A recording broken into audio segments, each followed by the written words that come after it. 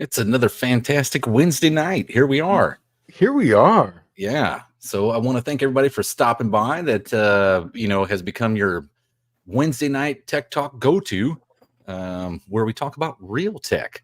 Yeah, So and I'm out of the garage finally. You're out in the garage. Yeah, I see the Cookie I'm Monsters out of on the closet. Yeah, I'm the in Cookie garage. Monsters on the live there. Yeah, look at him. There he is. Yeah, eating cookies. Gonna take your lunch money. All right. Well, I guess to get things started off, we're going to go right down the list. Lars was here as always, LP94, first guy in at 1:15 this afternoon. Yeah, Slant Daily Garage, mostly old parts. Ron Ward, the voice of the No Name Nationals. Yeah.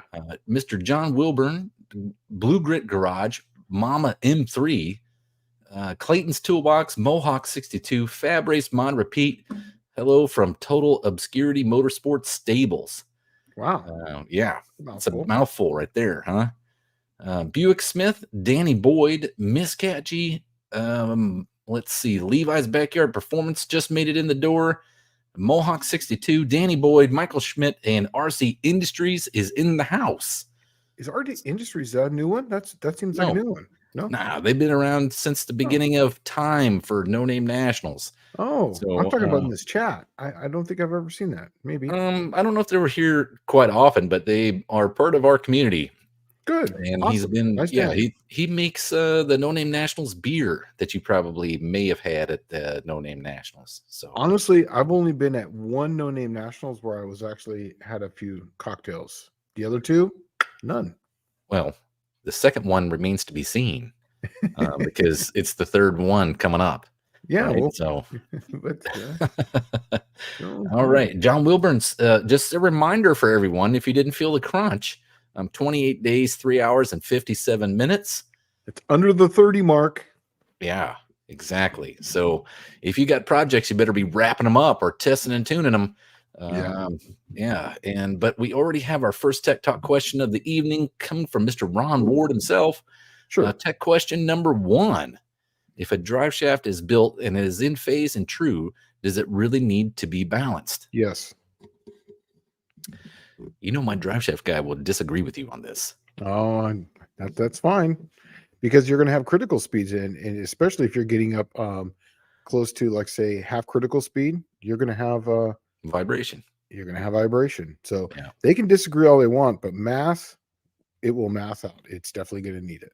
Yeah, but I personally believe in balanced drive shafts because it's spinning, right? Anything that's rotational should be balanced. Yes, but he is right though. You can get away with it if it's a necessity, if it's in phase and true, because it's got to be straight and in phase. That's the biggest thing, because you want to make sure that the U joints are working at the same time.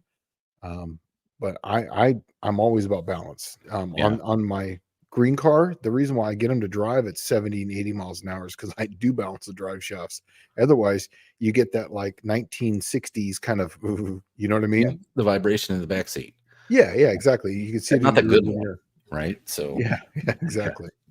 Not parked a good one. Okay. Danny Boyd says it might be at mostly old parts, especially if it's used with a numerically high gear. The faster that drive shaft spins, the more it needs to be balanced. Exactly. So that's really what you're going to run into. Let's see. Clayton's Toolbox says, to spool or not to spool, the car will be mainly a drag race car, 999 and slower, shooting for 10s or 10s in the quarter mile. The only street time will be testing and perhaps a cruise night once in a while. Spool it. Yeah, 100%. Spool it. And then when you go to like drive it on the street, put some dedicated street tires on it. Or just air up the tires. Just air them way up. Yeah. And make sure it has lots of sidewall, because it'll allow that flex. Yeah. I got to tell you, man, I've been driving a spool since I was in the 11s. And it's just, if you're drag racing of any type, it's just better. The car goes straighter. All right. So Buick Smith says it's my 50th birthday today. Well, happy birthday, buddy. Yeah. Spending some of it with you all. Barbecue Hawaiian chicken with jalapenos and a summer shandy. Sounds like it's a happening place right up there in the Nodak area. Wow. So My 50's coming up here soon too, man. I've got like what 8, 9. I got in January. So yeah. Shh. I don't Okay. I plan on remaining 48 for the rest of my life. Really? Yes. 49 and +1, +2, +2, +3. I will change age once I'm finally I no longer have a house payment. Oh, So okay. Well, I don't have any house payments, so I'm good. you're all right. So you can go ahead and keep adding years. I can add yours, right? Yeah. I can become All old right. gracefully. None of us age gracefully. We just age. Yeah. Let's see. Yeah, I think the older I get, the more I don't even really care about birthdays because they just come and go without even me noticing them. Like it's like, And oh God, it's my they birthday happen again. God, faster. my God, And they seem to happen faster, you know? they do. Yeah, it Yeah. sucks. Sucks. I want to slow time down to where it's like literally a snail's pace again. Can we go back to 10 years old? You remember that?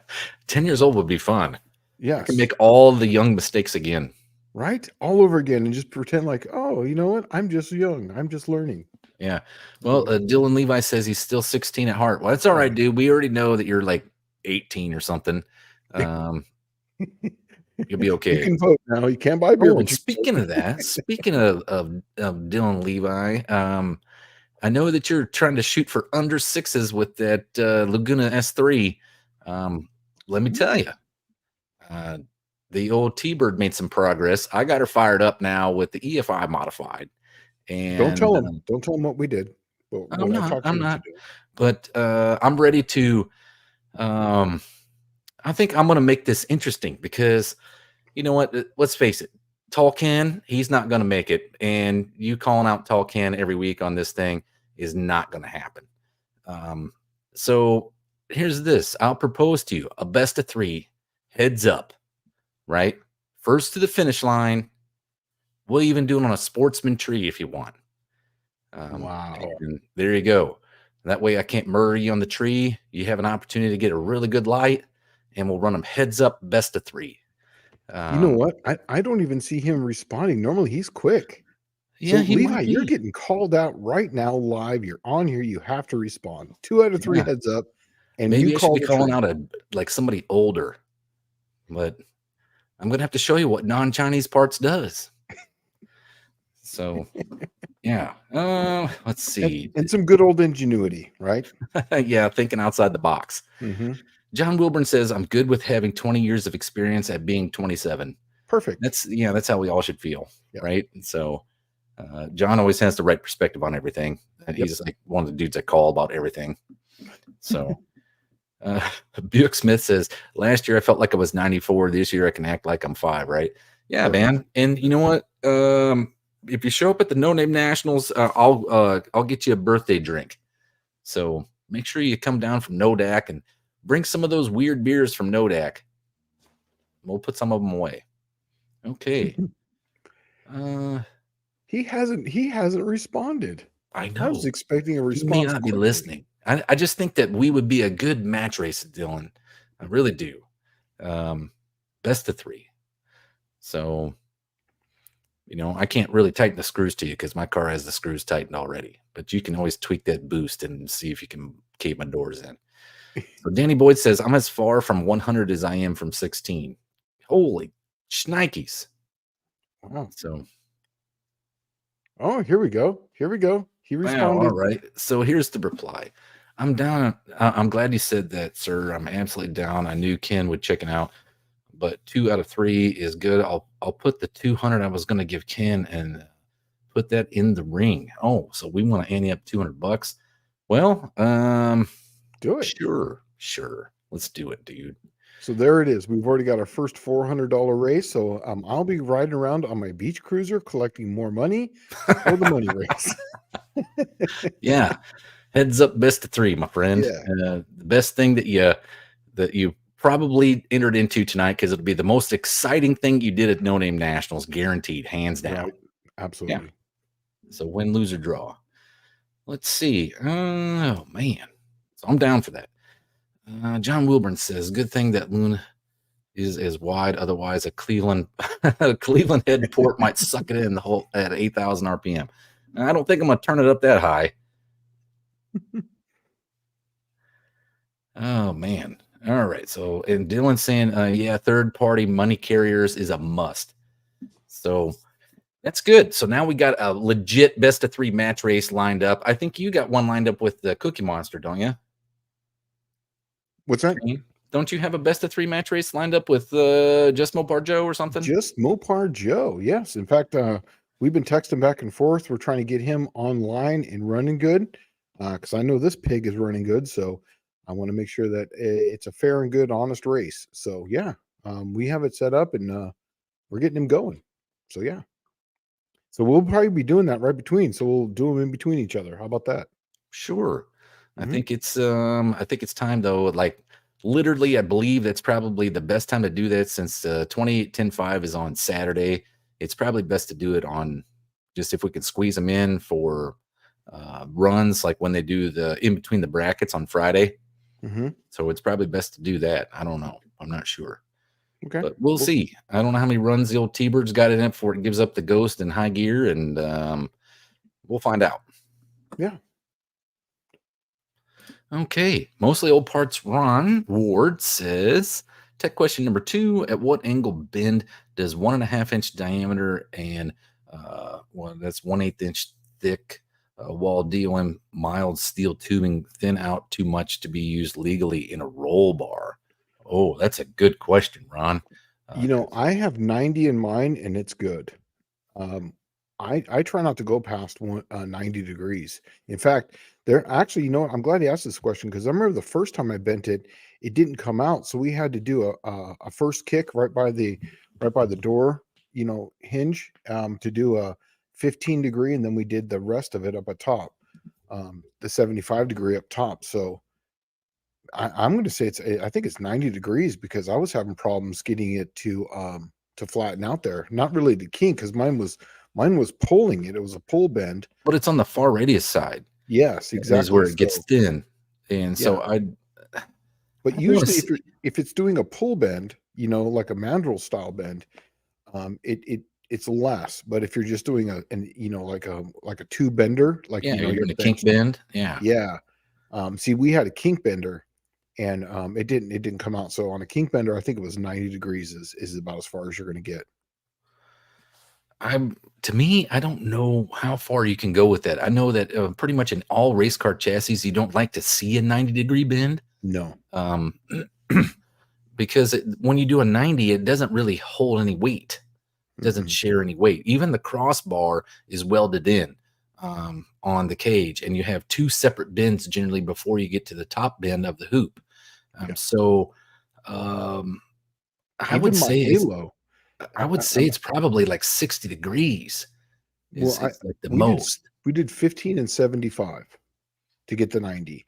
Oh, really? Even the Halo on top is 245s. So yeah, Yeah, yeah, I think it's probably got to be somewhere around 60 degrees.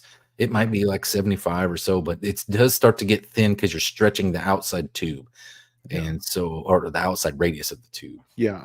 So, I'm still saying that if you're doing a kink bender, I wouldn't go past or if it's a mandrel bent 90. Because I remember we changed it to a 90 when we did the Halo. We had a mandrel bender. So kink bender, I wouldn't go past 90 on any of them. so Fab Race Mod Repeat. What's the purse up to for the Dallas best 2 out of 3 match race? Right now it's $400. I'm anteing in 2, and Dylan Levi's anteing in 2, and we're gonna shake down the crowd for a little bit more cash. I'm assuming. Yep. So I don't know. We'll find out.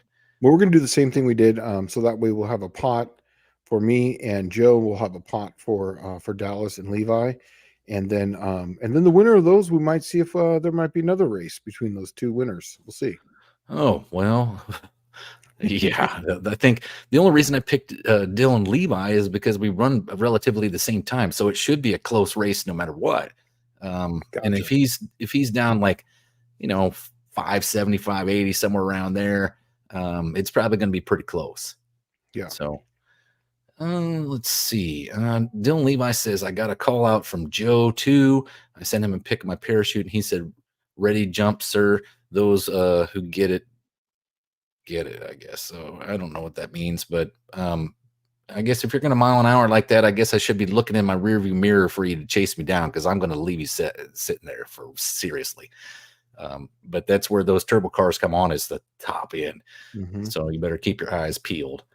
Buick Smith says, tech question, will a mini spool or full-size spool fit in most all gear ratios? Or is it like the other posies and change at around 323s? It depends on the rear end.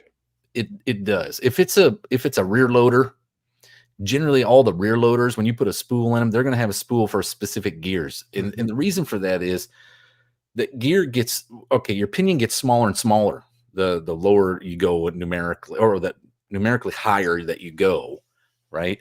Lower in gear ratio, I guess.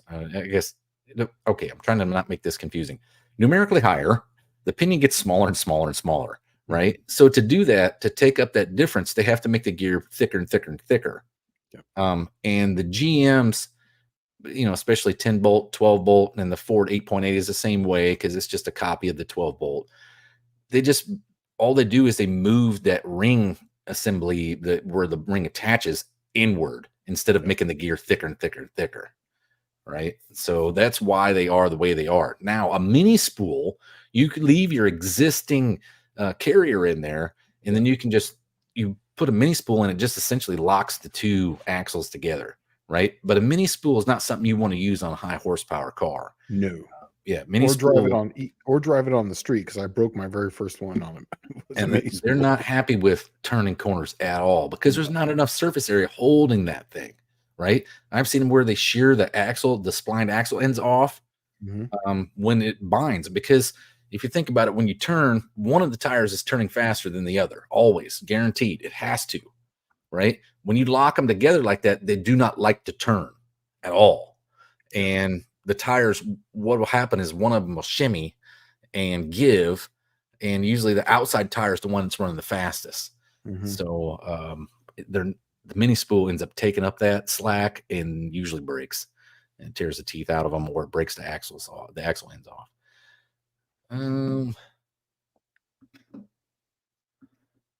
Let's see.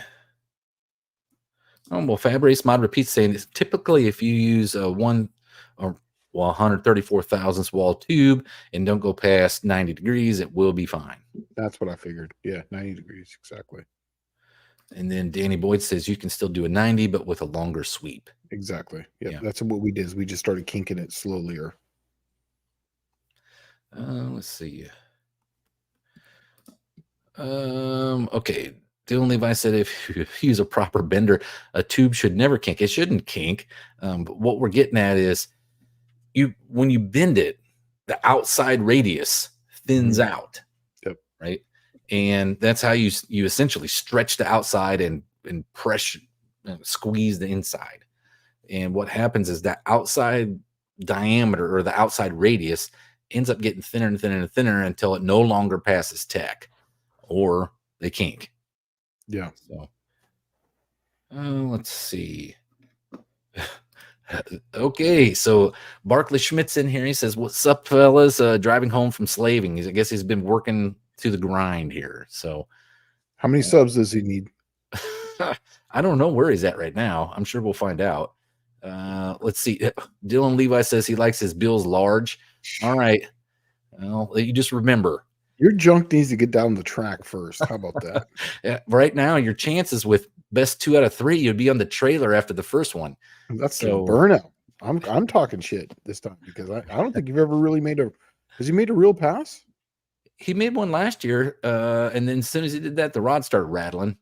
In the 6s. He was in the 6s? That's a real pass? Yeah, he was in the 6s, I think. Okay. So, okay.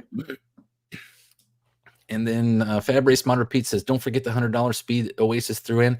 Oh, well, well, and see, he's talking about that best 2 out of 3 match race with Barkley, because that's what he put the money on originally with Barkley, right? Now, I'm just setting something up because I don't know if Barkley is going to make it. I just want to make sure I get some runs down the track and get to have some fun and enjoy it. So I'm just setting up this match race with Dylan Levi. If I got to do one with Barkley Schmidt as well, hey, so be it. I'm hoping he gets his subs, but I'm just coming up with a plan B to where I get to run something more than 28-10-5 first round. So, Right? yeah. Let's see. Mostly old parts says, who's y'all's picks for a super stock AH shootout in Indy? I'm guessing Line versus Westcott in the final. I wouldn't even know. Well, I'm assuming that's Jason Line. Mm-hmm. And I can't remember Westcott's first name. I remember this. Um, he has a plethora of Hemi cars. I'll tell you something really funny. I don't know if I've ever said this on here. In 2018, which was technically the first year I operated the AHRA, the NHRA was going to get rid of the Hemi shootout at the U.S. Nationals. And I was like, oh my God. I found out about it like in February or something. And I was like, that's a travesty because it's technically the 50th anniversary of those Hemi cars, right? The Dart and the Barracuda both were introduced in 1968 Superstock. And now they have a class dedicated to them, and they were going to eliminate that race. And what it was a disagreement between NHRA and Mopar. They wanted Mopar to pony up all the money for the payouts, all the sponsorship for the class, and then walk away with a big pile of money like they normally do. So I got a hold of Mopar Performance, and I'm like, hey, I'll put it on, and we'll do it at Jeffers Motorsports Park in Sikeston, Missouri. And they were built, all of them were built in Missouri, right? At Fenton, Missouri. Wow. And so I was like, we'll What call better it the place? 50th anniversary Hemi Homecoming. Right? And man, all I did was take my proposal over to NHRA, and that sucker was back on the next day. But it was good. If I would have got that, that would have been amazing. But really, it was just a catalyst for change. And that I was happy with just that. So okay. So we got SSR Performance popped in here tonight. Nice. Clayton's Toolbox says, at what point are 31 spline axles too small? Aftermarket axles, 8.8 rear, 410 gear ratio, big block, and a light car, 28 by 1050 slicks. They're not too small, especially if you got a light car. They're going to twist. Yeah, they'll be fine, I think, in a light car. I can just tell you, I had 31 splines in this car, and I was I painted a white stripe down them, and it started to twist. And mine are only like 24-inch axles on either side. I went to a 35 spline axle, didn't have a problem. This one now has got a 49-inch with 40 spline axles. Sweet. Yeah. But yeah, 31 spline. The stock on an 8.8 is 28 spline. And there's guys running down in the 9s with 28 spline axles. Yeah, I was going to say in the 6s, you should be all fine for a very long time. Yeah, I don't think this car, it's a big block and a light car, but you didn't say how much horsepower and torque it's making. But I think you're going to be anything fine. You're going to be fine with anything less than like 700 horse. So and the torque and this car would my car used to leave like Dallas's when I had the 3-speed in it, and it would carry the front end out, just and set down just before the 60-foot mark. So I was putting a lot of torque on those 31 splines. So that's really what was eating them up. And you could see it. I'd paint the white stripe down them, and I'd switch them from left side to right side to right side. Oh, that's a terrible idea, dude. What's that? Switching sides, because once they take a set in a direction, they don't like it.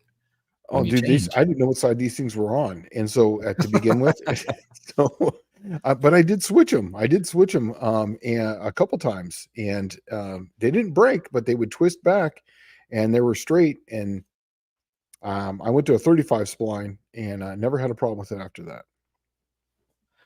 Let's see. John Wilburn says the Schmidt Show Garage still needs 228 subs. Please spread the word. Yeah, if you haven't subbed to these guys yet, get out there and sub to them, because Barkley's been working awfully hard to try to get to this event while juggling a family and a full-time job. Because if you know Barkley, there's no such thing as a half-time job for this dude. He's a hard worker. But, get out there and sub to these guys if you haven't already, so that Barkley can make it there to the No Name Nationals. Hey, fast forward. Since this is John Wilburn at 725, he's talking about VW Beetles and their axle shafts. 725. Yep. Okay. Oh, here we go. Yep. Okay. So Yeah, he's talking about VW axle shafts have a flat edge screwdriver. Power and weight make all the difference. Exactly. I used to have a swing axle bug, and this is what he's talking about. And how a swing axle bug, you have these cover plates that go over, and you set the amount of tension on them with gaskets. The problem is that to put a new gasket on it, you got to take it all apart, put it back in there, and put a new gasket on. So I started tearing the gaskets to put them on there because they use the gaskets like a shim. But it's a flat blade, literally a flat blade with a half moon little groove that goes inside. So you got to put two of them in there, then slide the axle shaft in, and then put the axle tube on, then put the nut on it, and then set the tension on them. That's a swing axle.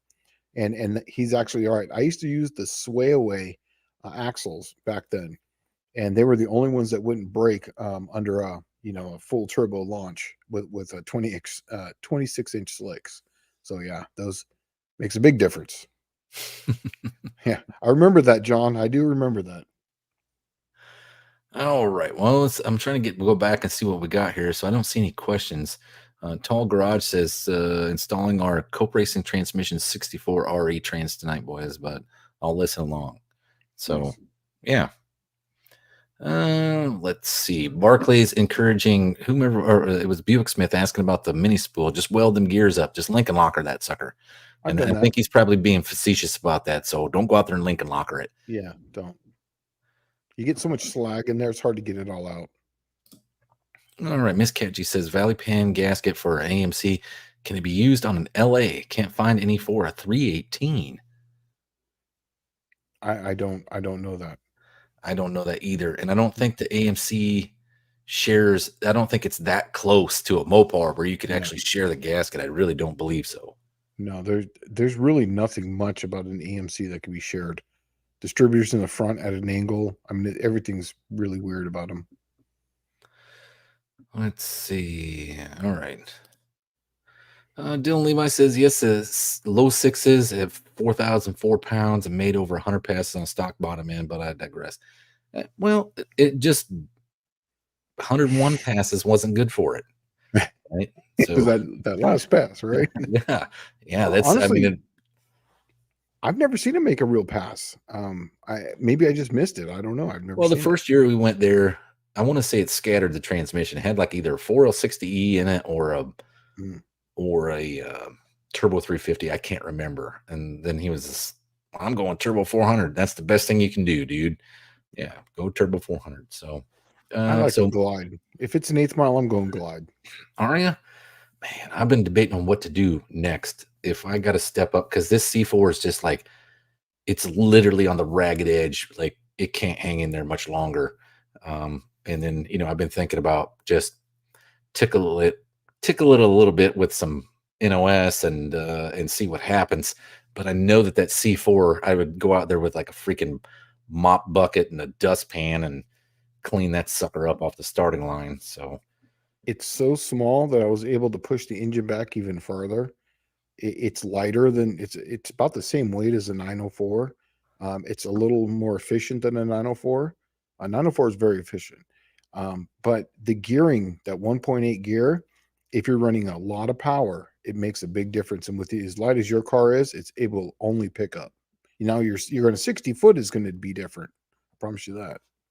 Well, Barkley's saying he's going to make it. So I'm hoping so. Good. Yeah. Let's see. Clint Street Machines is in the house now. Let's see.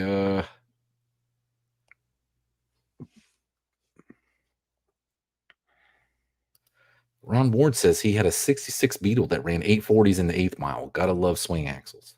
Yep. Mine was 67. Ron, mine was 67.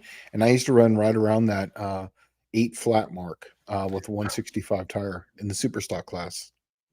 So Ron brings up a good point. 318s don't use Valley Pan gaskets. Exactly. And that's what I didn't get a chance to say that. But yes, 318s don't have Valley Pans. Unless it's a poly. Is it a poly 318? I don't know. He didn't say. Well, I think it was Miss Catchy to ask it, right? Oh, yeah. But I don't know if they have. I don't think they do either. All right. Levi's Backyard Performance says, I was told the glide won't hold the weight of my car Only reason I was scared it would break, and I also got a good deal on the Turbo 400, but I was told like 3,300 and 3,400 is like max you want to use a Power Glide. I don't think If the you Power don't have Glide enough, cares about weight. it's power. Yeah, the thing is not hungry for power. That's the big thing. It was made for low power engines, is what it was made for. 283 with a 2 barrel. Um, the the thing about the Glide is that it doesn't have a lot of torque multiplication in it because it's not a lot of gear set, right? It's got That's one right. planetary setup. That's it, right? And the so it doesn't put a lot of strain on the case. I crewed for a guy who had a front engine dragster. It was a blown 406 Chevrolet, had a high helix 1071 blower on it. It'd make 30 pounds of boost. And I'm assuming on that 400 cubic inch motor, it probably made somewhere like 12 or 1300 horsepower. And the training, he was like, hey, we've never done anything to the training. Let's pull it out and we'll R&R it. I'm like, okay. So we pulled apart. It's a freaking bone stock, had the stock GM clutches in it even. Power Glide, bone stock. Yep. And so they handle all that abuse because there's not really much torque multiplication. If you think about it, most of the strain on the Power Glide is on the converter. That's And right. so that's all you need is a good converter. But the Turbo 400 you get in there is fine, dude. It's going to be 100% fine. It'll actually work with if you upgraded and went to a 6-liter or a stroker 6-liter, it would be fine. That Turbo 400, because you can convert it to a 2-speed, and then guess what? Then it doesn't torque multiply like before, and it's way stronger. So Yeah. it'll probably never fail. He's right though. I wouldn't use a Glide for anything over 30, really into 32, 3,300 pounds. But for you, Dallas, a Glide would be the best. Probably. I don't know. And Well, we've built a lot of 2-speed 400s. That really works. Where you can do a first or second gear leave on the brake. That works really well too. Well, Clayton's Toolbox says a friend's been racing a C4 and a 408 Comet for over 10 years, no issues, but it was well built. Mine was well built too. Mine was well built by a guy he was like the dude. The problem is the C4, when you start making too much horsepower, the C4 hates high gear. It worked. Gosh, I don't know how many passes I got on the thing, probably 20 or 25 passes. And now it's starting to flare up in high gear once I got the tunnel ram put on there last year for No Name Nationals. I made about 3 passes, and all of a sudden, 4th and 5th pass, it was flaring. And each time it was worse. So it's time for a new set of clutches and steels, and then hopefully she'll handle another No Name Nationals. We'll see, though. Let's see. Twisted Mopar Garage says I may be at No Name Nationals probably as a spectator. Well, that's fine, man. You know how it is. Spectator pass buys you in for all the stuff you want to watch. So you're still part of the fun. Absolutely. Come on over. I'll give you can twist some wrenches, man, because we're going to be changing plugs in this thing quite a bit. And Twisted Mopar Garage says that a Glide hates weight unless your light wouldn't go that route. I'm gonna just stick with the Turbo 400. I'm telling you, It's not eating up power though. It's not eating up a lot of power compared to, if you think about it, if your transmission eats up 50 more horsepower but never breaks, is it worth it? True, but but in a turbo car, not a big deal. But for a person like you, who's NA, and you can't just turn up the dial to make that back. Yeah, Glide. The problem with the Glide is there's no problem with the Glide. There is a problem with the Glide. I'd have to change the rear gear in my car. No, I run a 410 in this one. I got a 390 gear, dude. I mean, it makes good torque, but it doesn't make that good a torque. I don't know. It really wouldn't make much of a difference if your converter's right. It doesn't really care. Let's see. Michael Schmidt, suspension tune, assuming the No Name Nationals participants are driving at this point. How would one optimize a street car for drag racing? Oh, well, just a street car, and it's just for the one time. You're going to want to, well, first things first, you take the timing up to the ragged edge on 93 till it starts to spark knock. Then you can do the old 90s trick and flip the air cleaner lid upside down if you want, but it's better just to take it off completely. Exhaust. Pull the exhaust loose and chicken wire or baling wire, or put hose clamps on it, or a muffler clamp or something to hold it in out of the way, and then put some collector extensions on it. And then in the front tires, run like 60 pounds of air, and then the back run like whatever it takes to hook. Yeah. Right. 20 or less. Right. Yeah. Yeah. But it doesn't take a lot to optimize a street car ready for drag racing. But And minimize the burnout, because street tires don't want to be hot. Just they don't like to get sticky. They don't get sticky. They actually just get like an oil that comes to the surface. That's right. Because they're meant for a zillion miles, right? Yep.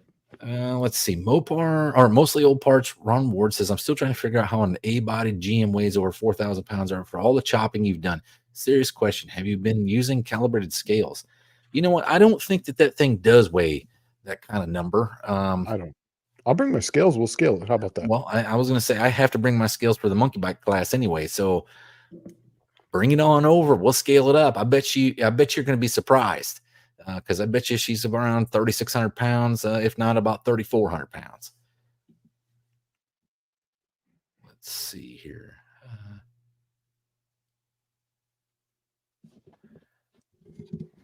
Oh, all right. Well, he's saying, yeah, Ron no longer weighs 4,004 pounds, but it was a set of Proform corner weight scales that's also race weight.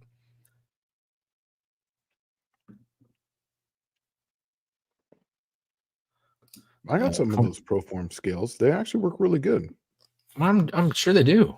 Mm-hmm. I mean, they wouldn't sell them if they were way off. But I mean, the easiest way to used to do it when you're poor, you got to think your way around the problems. Do you know of a truck stop that has a cat scale? Pull your truck and trailer with the car on it up on the cat scale. Then go home, unload the car, and pull the truck and trailer back up on the cat scale and weigh that. It'll cost you like $50, but guess what? You'll know exactly what it weighs because you just subtract it from the original weight. Or it could be that he's just making up weight, just coming up with heavier so that way he's not as fast, just kind of. Yeah, I'm pushing you, Levi. I'm going to push you a little bit because now that he got a call out on Dallas is my man. So I'm going to mess with you a little bit. I'm somebody's man. Well, I'm not divorced yet. All right. Let's see.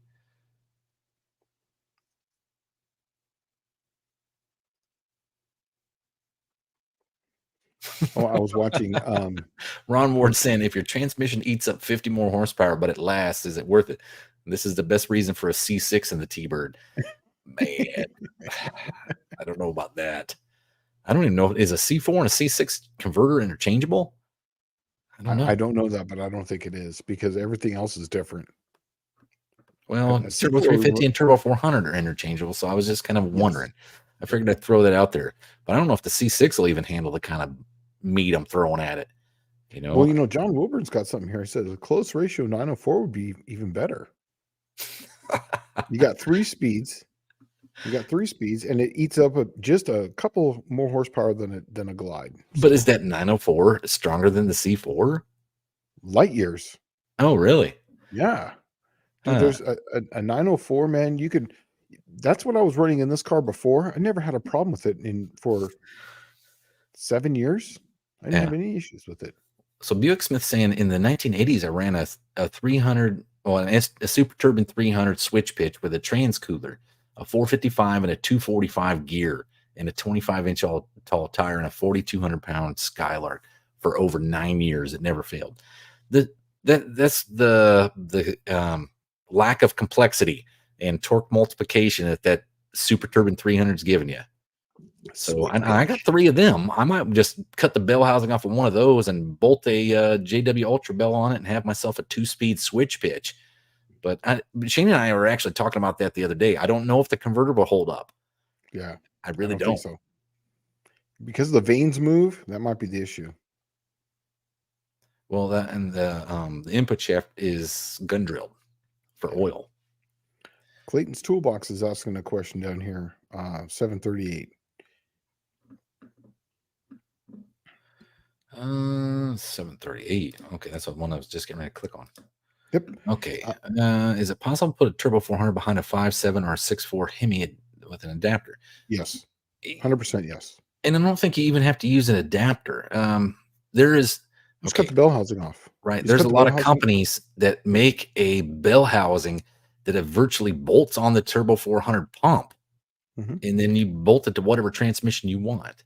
Yeah, basically that Or that adapter is the engine. same as a small block. You just run a different flex plate. And I have that for this car because there's going to be a Gen 3 Hemi. It's going to go in this one for next year. So I have the adapter for it. So it's the same bell housing. So yeah, absolutely. In fact, that's a very popular thing for all the people running drag week. Yeah, they run the Turbo 400 behind the especially the ones that are running like in the 750s with the Gen 3 Hemi and the Fox bodies. They have our transmission in it with that the TCI transmission with that bell housing adapter. So I've already got two guys here, two in a row, telling me to put a C6 in the T-Bird.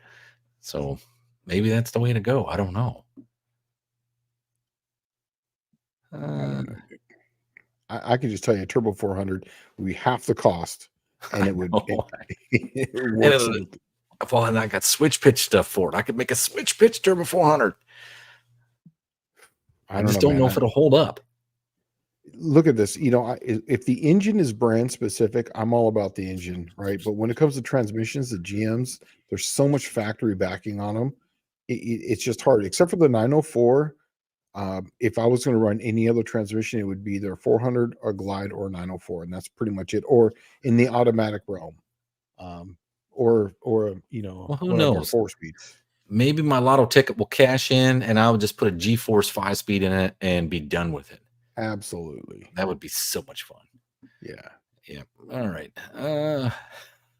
John Wilburn's giving Levi a bunch of crap here. I'm surprised you don't run an Allison automatic with all the tonnage. And Allison A1000 6-speed. Yeah. Let's see. John Wilburn saying, no, a C6 is a pig and everything about that car's light. Exactly. You figure out the bell housing and I'll build you a 904 you'll absolutely love. I don't know. Yeah, I'm sure it has the 23 horsepower to spare. It's not worried about the horsepower. I want something that just lasts more than 30 passes. But 904 will last. I got to tell you, I've got not good stuff for 904s. I actually have spare aluminum drum. I got spare all the aluminum stuff sitting over there. You want to do it? We can make some good stuff. I just don't know how well that would adapt to the old T-Bird. I mean, there's I have no idea. I've never even heard of anybody putting 904 in something. People used to put the 727s behind everything back in the 60s. Well, that was the choice transmission before the Turbo 400 came out. Exactly. Yep. Yeah. And so there's got to be an adapter somewhere for it. Well, it used to be what the B&M Hydro Stick used to be the 727. Isn't that right? So I think so. Ron Ward will know that. He will. Yeah. Let's see. Clayton's Toolbox is saying C6 with a small block bolt pattern will be great in your car. Man, I have to get an aftermarket bell housing no matter what. I mean, they require it. Exactly. And that's it. Since that's exactly. So because you're doing that, just get the better transmission. Yeah. All right. Fabrice Mod repeats saying, don't put a Mopar in that cleaver. All right. So let's see. C6 is going to pumpkin until I can swing DR4. Man. Let's see. Dakota's Timeout says, I know on a Cadillac, you can bolt a 1963 engine to a 74 transmission with a little help from an adapter kit. I know nothing about Cadillacs. No, me neither. And I know that I want to say the Cadillac was BOP pattern before it was a B in there when it was the OPC pattern. That's correct. Yeah. So I think you can probably just bolt them right up, but I'm not sure. Yeah. The BOP Turbo 400, you could put a starter on either side. The Chevrolet one, I don't know if you can. I'm sure you probably could. But, like they only fit a Chevrolet. That's what I always thought was cool about being a BOP guy is that Chevrolet transmissions, they literally they made one for every 4 Buick Olds and Pontiac. So Turbo 400 was like the easiest thing to come by for a Buick Olds Pontiac guy. Yeah. But for Chevrolet, they're paying like 3 times as much. Read Ron's 2 down. That's pretty good. If you put a 904 in it, you can build a 471 cubic inch small block Mopar with an R3 block and P9 hits. And you go fast. Yeah. Okay. Let's get away from this group here that's trying to spin me to nothingness. Oh, hey, Val's got one right above. It says Clayton at the Jane W. Bell housing on my Power Glide to small block, which is the same as a Gen 3 Hemi. Yes, and the only difference is you just get a different flex plate. That's the only difference. So it works awesome. And then I also have a Bell housing for a small block and Gen 3 Hemi to a 400. So yeah, it's really good. Man, nice. John's really leaning on me to put a 904 in this thing, huh? Dude, that would be cool, man. Hmm. It's an incredible transmission. I mean, I'm telling you right now, there's a reason why I ran it for so many years. It's efficient, it's small, it works, and you can get decent parts for it, inexpensive. They're lightning fast as far as the trans brake goes. So Clayton's Toolbox is saying it's interesting. There's a magazine article years ago that said the C6 ate tons of power and everyone repeats it today. And if I recall, according to the article, the Turbo 400 wasn't much better. They're not. They're No. power hogs when you're talking transmissions. But Yeah. when you're talking reliability, that's where it's at. That's what you're paying for there. You pay that high horsepower eating tax, and it's not really that high of a horsepower. It's actually like double what a Turbo 350 or a double what a C4 would be. Yeah, and the C6 just happens to be the highest of all of them. Then I believe it's the 400. Then I believe it's the 727, as far as like efficiency. But the C6 is quite a bit more. I think it's like 5 or 6 more horsepower than the 400. What's funny is Dakota's saying that Johnny Cash used an adapter plate on his Cadillac, his one piece at a time Cadillac. I don't doubt that. That's a good one. Yeah, you know, while you're looking through one, I was watching Buffalo Campo last night, and he was saying that there was people coming in there asking about Slant 6 stuff, and he told them about our chat that we have here and our tech talk, and so I have all my Slant 6 stuff sitting right here just in case. Well, mostly old parts. Ron is saying Dallas, the Mopar Superstock racers have been pounding on 904s for half a century. These things work. I bet they do. I just don't think it would be a cost-effective swap. I don't. But I mean, I don't really know because a C4 would require a different converter in a Turbo 400. So I guess the only thing I'd be looking at that's different, because if I put a C6 in it, I'm going to need a drive shaft and a converter and a C6. If I'm going to put a Turbo 400 in it, I need a drive shaft, converter, and a Turbo 400. If I put a 904 in it, I'm going to need a drive shaft, a converter, and most likely a 904 transmission. But here's the difference is that between John Wilburn and we've got some pretty trick stuff laying around for 904. Yeah. Probably get you, Twist Mopar Garage. Have you broke it yet? If you haven't broke it, run it till you have an issue. I have broke it many times. We're talking about it. Yeah. It has like essentially a pass life. Where I only get about 30 passes on it, and it starts to eat the high gear clutches in it, because that's the inherent flaw of the C4. Is you cannot get enough clutch and steel material in the high gear drum assembly for it to hold up with high horsepower applications. Mm-hmm. So that's where I got to start looking at some other option, or lighten the car more, or make less horsepower. And less horsepower, probably not an option. Bad. Boo. Yeah. Clayton's Toolbox says, "What are you running for a transmission in your Buick project?" I have a it's what's called a Power Brute Super T10. It is the nodular iron case Super T10 transmission with nodular iron gears and a steel midplate. It used to be the top of the line for the manual transmissions that you could buy over the counter. And these were not available in any GM cars, so it's not the same as the Super T10. the mullet wearing Camaro drivers had. It's something that you had to go into like super shops and buy. So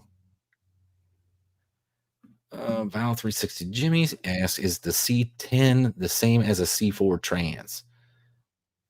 C10. The only thing I know is the Chevy truck C10. Yeah. But is there a transmission that's a C10? I've never heard of it. Okay, then no. I don't know what else to say. I don't know what C10 to me doesn't mean transmission.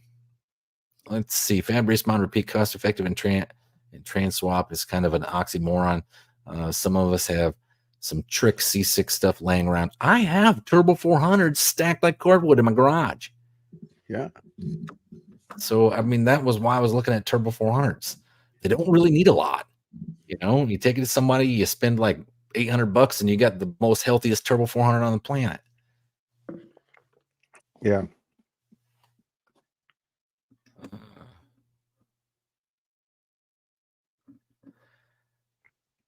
Let's see. Kim Fixes Thing says I need to force about a half a second quicker ET out of my stock 1966 Slant 6. I don't have much time. What one mod would give me the most ponies for least amount of wrenching? 2. You got the problem with them is air in and air out on those. Exhaust and put a 2-barrel on the car. That helps light years right there. Also, to recurve the distributor. I know you said 1, but all 3 of those have to go hand in hand because you're going to get more air in, you're going to get more air out, so you have to recurve it. You've been outvoted. What's that? Kim, the answer is nitrous oxide. Then yeah, well, I mean, you could do nitrous too. I agree. The Slant will handle a pretty good shot of nitrous. Oh, I know. We're going to do it on Plan Z. I'm going to put 100 shot of nitrous to it.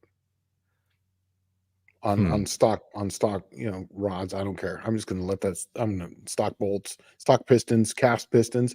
I'm just going to open up the gap and let her eat. Huh. Oh, Val 360 Jimmy says we have a C10 automatic transmission here in Australia. Most Ford guys use these over C4s. Oh, okay. We'll see Australia. I've never even heard of that thing. I never heard of it either. I'd like to know something about it. Yeah, I was actually Googling that as we speak. Huh. Because in the States, they made a C5 and a C6. But I've never heard of a C10. It's funny. I put in C10 transmission and it comes up with C10 transmission cross member. Oh, there is. It's a C10 it's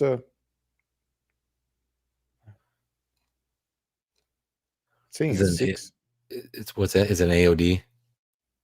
Chevrolet C10 manufactured transmission. It's no, Chevrolet C10 is not the problem. He's talking about Ford. Oh, I don't know. It's just saying C10. Everything's saying Chevrolet C10. Kurt Tank is saying, let's have some carb questions. So those of you that are not diabetic, go ahead and throw your carb questions in here. You know, it's funny. Someone was asking me today about Predator carburetors. It's funny you say that. And they just sent me a text here just a minute ago, and he was asking why did they become more popular? And I used to run a lot of Predator carbs. I used to race them. I used to put them on boats, and I used to put them on superchargers. The biggest issue with a Predator is it's got one float. It's got one needle and seat. So they work great in multiples.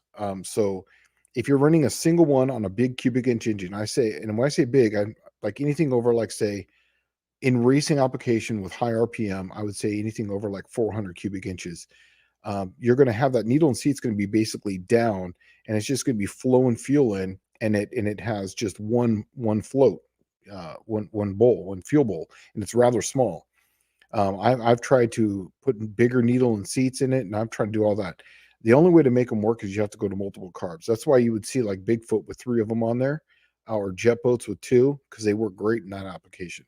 I would say that the reason why they didn't become more popular is because they're finicky on idling, and you just can't keep the fuel in them. So, well, aren't they? They're complex too. It's a variable Venturi carburetor, isn't it? Super simple. Really, it's dumb. It's got on top. It's got a piece of leather that it flaps open, and then it has a spring tension on it. and then it has a fuel cam, and that's really it. And then if you had the 9000i, it had a screw in it that was basically an idle circuit, and that was it. So it was really, you could set them up in an afternoon. They're really simple.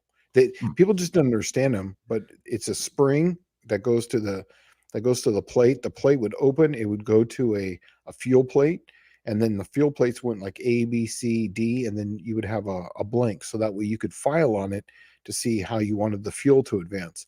So a lot of people would run them rather lean until they got higher, and then they would open up and dump a lot of fuel for like superchargers and whatnot. But I can tell you that when I had my chassis dyno in a small block application, they ran better than a lot of the 4150s because they atomized the fuel much higher up in the spray bar before it went down. They were actually really good carburetors. Hmm. Well, Clayton's Toolbox is asking, is a Holly Dominator streetable? Yes. Yeah. The more cubic inches, the more streetable it is. Mm-hmm. This car right here, I used to have a 1050 Dominator on it. It was a 2-circuit Dominator back then, and I put power valves in it. Power valves are essential in these Dominators on the street, and it runs just fine. This car right now, I've got this thing dialed in at idling. It's right at 13.7. When I'm driving around the pits with the dual power valves on them, it's right at right around say 12.5, 12.7. And then when I'm on it, it's 12.5, 12.7. So it runs really good.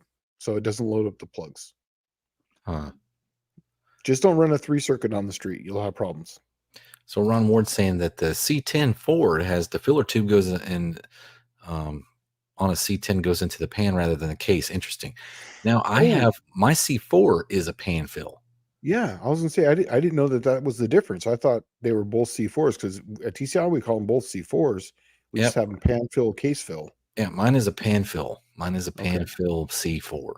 So it's the stronger, more sturdy one. Yeah. But also it's kind of the big pain in the butt to find anything for it one. But hey Kim, she's asking about nitrous kits. Contact me after this because my company, we have Zex, and so I can get you a smoking deal on a nitrous set, a kit, but you're going to have to put a 2-barrel on it to get it on there, Kim. Or just run it fat and put a dry kit on it. I'm kidding. Don't do that. Yeah. Levi's Backyard Performances. He's talking to Clayton's Toolbox here, saying that Union Motorsports Garage has many videos of him street driving Dominator carbs, and not just Dominator carbs, but twin Dominators on a tunnel ram. Yeah, so they work good. If you have a 2-circuit, the problem with the intermediate circuit is that at part throttle it loads up fuel. It has a tube that just goes right over. Great for Transbury cars and whatnot and racing applications, but on the street they tend to fatten it up when they're driving around, and that's where they would get like an 8096 style carburetor or 8690, and it would have issues with it. But if you get a 2-circuit, you'll have no issues with them at all. And Ron Ward was saying Clayton's Toolbox, I've seen plenty of Dominators on street cars, but they don't work well in freezing weather because they don't have a choke. Yeah, it's true. That is true. Yeah. So right. I drove this one time on the street, and it was cold, and it didn't want to start. Yeah. Twisted Mopar Garage says I have a friend with 1150 Dominator, drives it on the street all the time, 512 cubic inch Mopar with 800 horsepower. And that's kind of like commonplace when you get up to like 427 cubes and above. That's when that carburetor really comes to life, right? I mean, it's where it's ideal. Now you can have a 350 cubic inch motor that needs 1150 Dominator. You just know that thing's turning about 10, 11,000 RPM to use all of that air. But the bigger the cubic inch you have, the easier it is to drive it on the street. Yep. So that's what I've found. And that's for velocity through the Venturis, right? So that it gets the correct signal. Yep.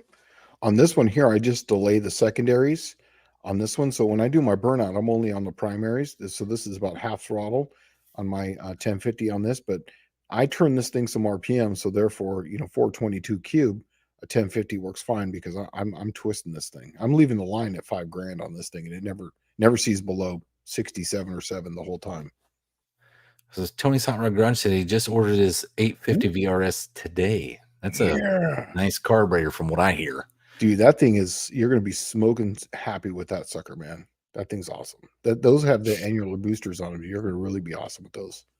I have the 650s for the tunnel ram Hemi, and they have annular. They're down leg. So yours has got the annular boosters on them. Yeah, Val 360 Jimmy says, Shane, didn't you do a video converting a 3-circuit Dominator to a 2-circuit? Absolutely. There's really no videos out there to do it. There's a lot of people talking on how to do it.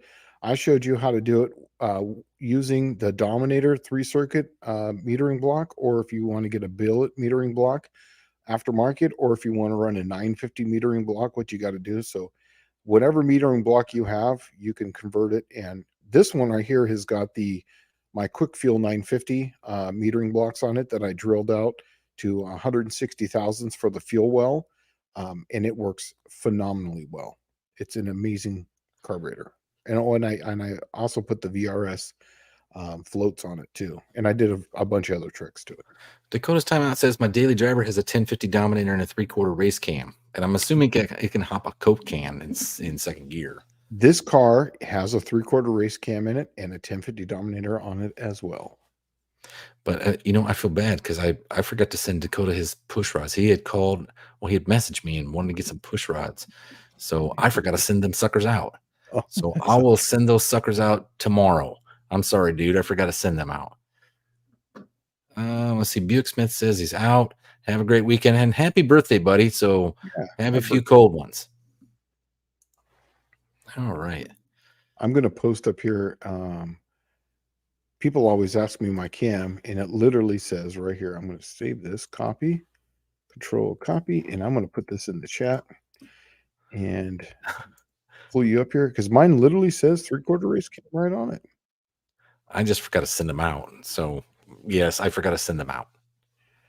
So I'm posting up right there. If you guys click on that link, that is my cam that's in this car right here. Yeah, but because you worked at a cam manufacturer and engraved it 3/4 race cam. And it says right on 3/4 race cam. Well, legit it is. Yep. Let's see. Clint Street Machine says, nitrous question, does Zex offer a kit with a bottle that isn't purple? Yeah, you can get the black ones. Absolutely. We have the midnight edition. Well, I need to hit you up about that, dude, because I might just tickle the T-Bird and see how 28-foot 10.5s guys go then. Because I don't know. I need 2 plates. It's all right. We get you 2 perimeter plates, 4150s, and you could run, 100 shot in each one. But I can't fit it under my hood anymore now. The plates are this tall. Dude, I had to cut the underside of the hood away just so I could clear the frontal body. Oh, gotcha.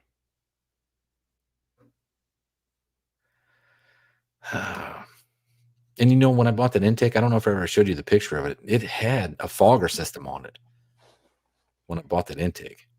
Oh. It had all of them plumbed and all the tubes ran. And I mean, it went back to the big distribution block and it was nice. And I took them off. I'm like, I'm done with that crap. I'm tired of tearing stuff up. Danny Boyd would like to know, is an RV cam a 1/4 race cam? Yes, absolutely. That's exactly what I used to call them. Quarter race, half race, and then 3/4 race, and then full race. Looks like Lout Burns is in Wildwood, New Jersey. So, hey, well, welcome to Wednesday night, buddy. We haven't seen you in a while. Oh, man. You're talking to the right dudes. Clayton's Toolbox asks, any ideas on how to hide a nitrous system 150 or 100 or 150 shot? How much do you want, dude? Absolutely. Just line it in. I used to tap underneath. I used to get the before they had the air gap performer RPM, I ran the regular RPM, and so underneath the intake manifold, I would drill them, tap them so it was actually inside the engine, but it would come back to 2 lines. And on a Chrysler, there was a nice little flat plate there by the distributor. where it would come up, and I hooked it up with two little lines, which is that you could click onto there, and the solenoids were hidden inside the car on the other side of the firewall. Now it had a long run to it, but it worked perfect, and it was like a mini fogger system. It was before they had foggers. It was essentially just two little lines that went out, and then they had the fittings with the jets, so you couldn't adjust it. The only way to adjust it was that you had to take the intake manifold off. So you would set it up for, because the nitrous flow is what the horsepower is, and then you would just run it a little fat, because you'd rather have it a little fat than not, and you would just tickle the button and then burn it out. But yeah, absolutely, I did that all the time. I street raced like that for 10 years, 15 years. I ran a then I went to a 250 plate system, where I just, at that point, I didn't, people knew I was running nitrous, so I just If didn't you're care. running a small shot like that, there's a cheap way to do it. Okay, not cheap. It's still kind of it's not expensive. None of nitrous stuff is expensive till you get up to the fogger, right? You're looking at 5, 6, maybe The air 7. cleaner one, right? The air cleaner, the top shot, or the top hat, or whatever it was called, and you would put it inside the air cleaner, and you pull the lid off, and it's hanging on the bolt that holds the air cleaner lid on. Okay, and it sprays 2 nozzles, 1 fuel, 1 nitrous, right down the secondary of the carburetor. Yep. Okay, and the cool thing about it was you could run those. Every nitrous system has stainless braided lines. Okay, and steel lines to run to the fuel, and sometimes they're stainless braided to run to the fuel. If you can get some of those lines, what guys used to do was take like a 3/8 like PCV hose, or the hoses that normally run to your air cleaner, and split them open and slide them over the braided stainless steel lines. And then you would put a grommet in the air cleaner, and you would just have essentially an elbow for an air cleaner system that went to the thing. So it looked like a legit air hose, a vacuum emissions hose running to the air cleaner, but it was the nitrous lines. And that's the ones that I always thought was the coolest. If you're running a small shot like that, nobody would ever know. Then they used to make this nitrous system called a Sneaky Pete. And the Sneaky Pete had a bottle. It was only about like maybe 9 inches to a foot. 75 horse. 75? Okay. But you could do 100 horse if you have the top hat or the top shot. Is the top hat, top shot, is that the one that's 75 horse, or Sneaky Pete? Sneaky Pete. Okay. That Because it top didn't have shot, I enough. think, went to like It was a tiny 125. It was a really tiny amount of nitrous. So if you did the 125 shot, you'd only get like maybe a second or two out of it. So the 75 is what you could use the whole way down the track, but it would be empty after that. I'll tell you what, if you do the 125 shot off of it, the only place you really need the 125 shot is off the hit, because that's where it's like the animal, right? It makes up the biggest difference. You want to go from a 160 to a 130, 60 foot in an afternoon. That's how you do it. But it is hard on stuff, I promise, especially the wallet, and transmissions and drive shafts and rear ends, slicks, axles, suspension, usually most of all that stuff. So, all right. Danny Boyne says, Buick, that's 1 division shy of Cadillac. Sounds kind of uppity to me. Oh, well, it's not uppity in the hot rod world. It's usually the stuff that everybody leaves out. You can get the parts for cheap. Oh, yeah. Val 360 Jimmy says, I love the hidden nitrous stuff.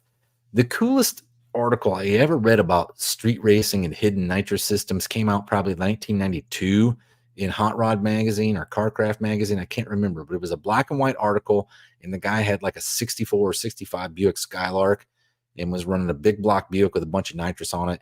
And it was a whole article about street racing in Southern California. And that's the one that got me really going. There was in that article, there was a 78 Pontiac Grand Am. If you've ever seen a Grand Am, it looks exactly like a Malibu, but it's got the pointed Pontiac front end on it.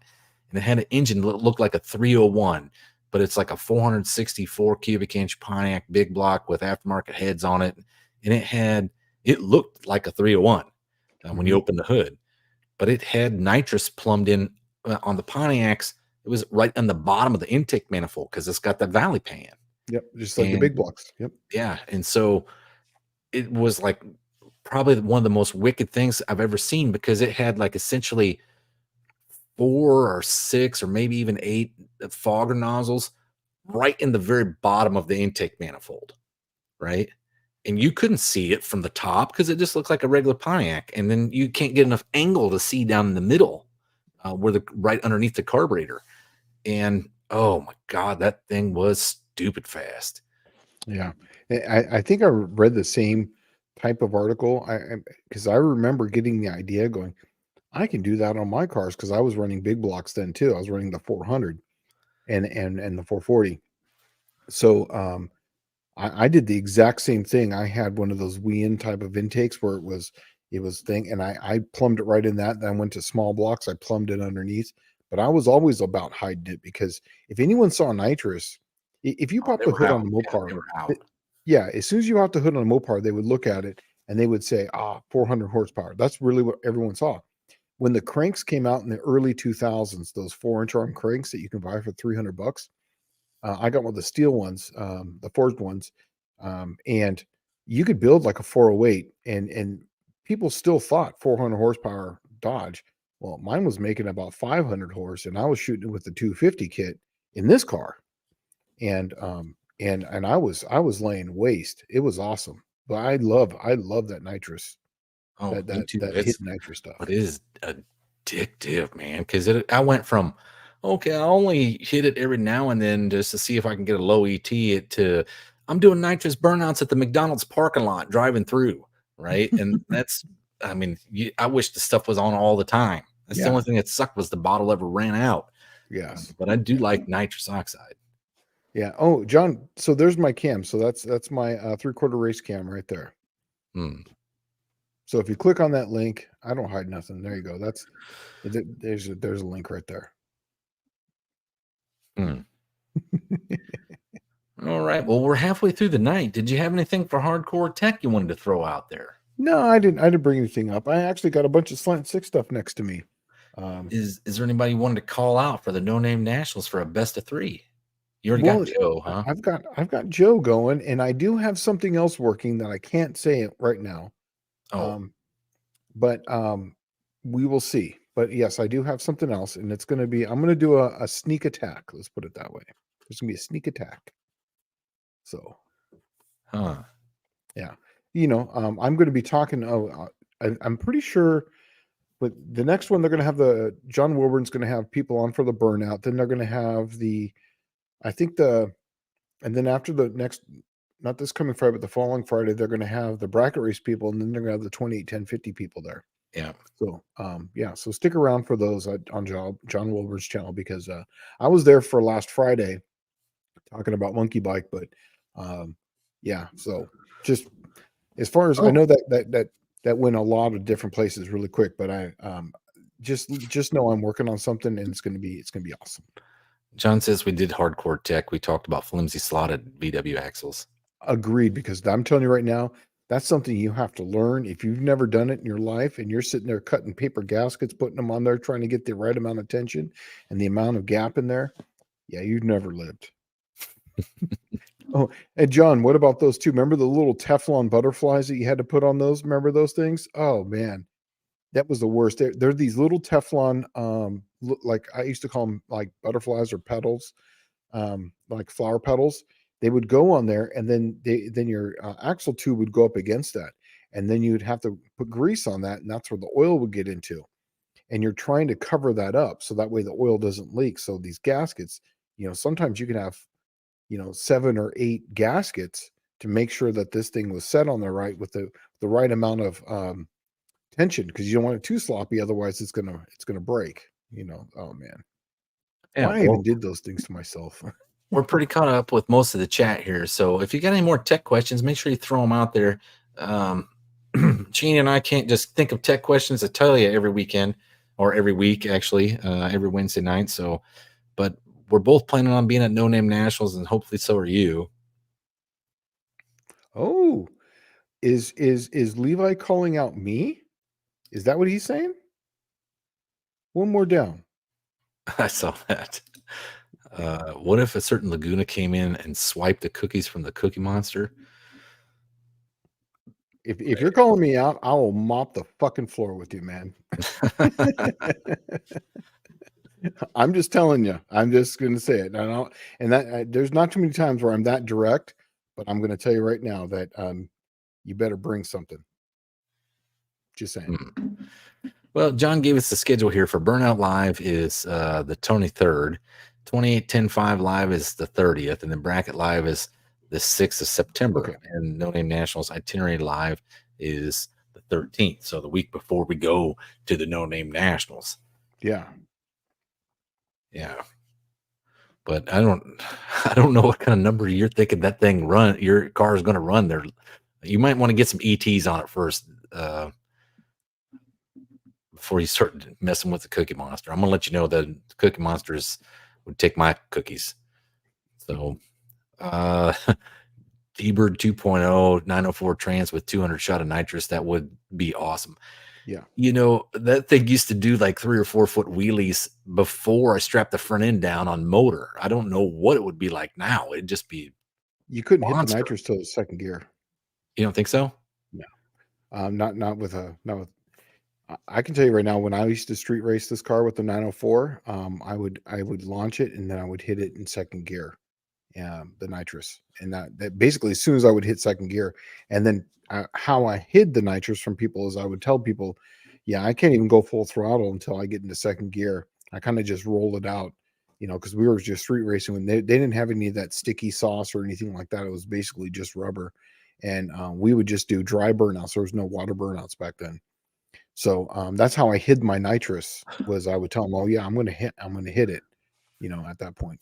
Clint's telling me I just need chrome wheelie bars. And I'm going to let you know that will never happen on any of my stuff. I'll just ride the wheelie. That's right. Let her eat.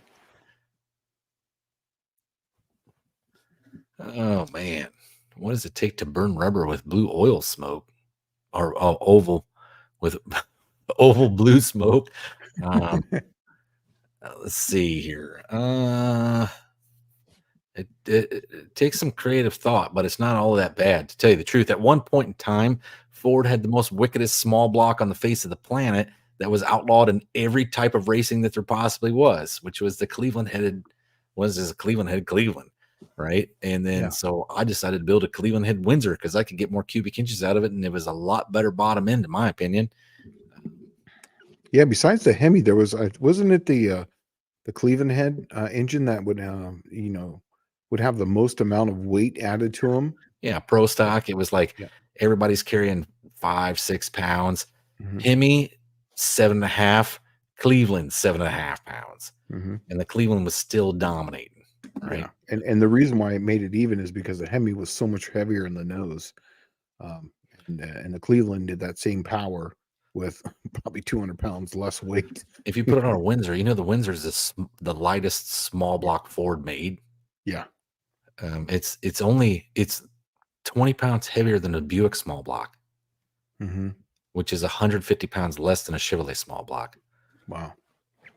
So, what's the deck height on the Windsor? It isn't like 9 something. Well, it depends which Windsor. A 302 is 8.2, and the Cleveland. I guess you said Windsor. Windsor's a 9.5. 9.5. Okay, so that's the tall deck one then. Yeah. So in between there, you got the 8.2, which is your 302, 289, and 260, right? And then you got the Cleveland, which is a 9.2 deck, and then you have the Windsor, which is 9.5 deck. Okay. But each one of them has a bigger main as well. Got it. Okay, that's the difference. So Yeah. the Cleveland's the one to run because that's got the smaller. It's got 2 3/4 inch main. Oh, okay. And Still then you kind get of down, big. yeah, you get down to the 302 and it's 2.5 inch main. Yeah. Or 2 1/4. It's small. It's tiny. Yeah. Yeah.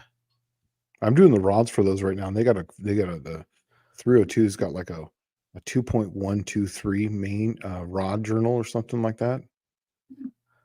Which one is? It's a 2 point, or is it the main 2.135? I don't remember. I'm doing something on the Fords right now. It's a 302.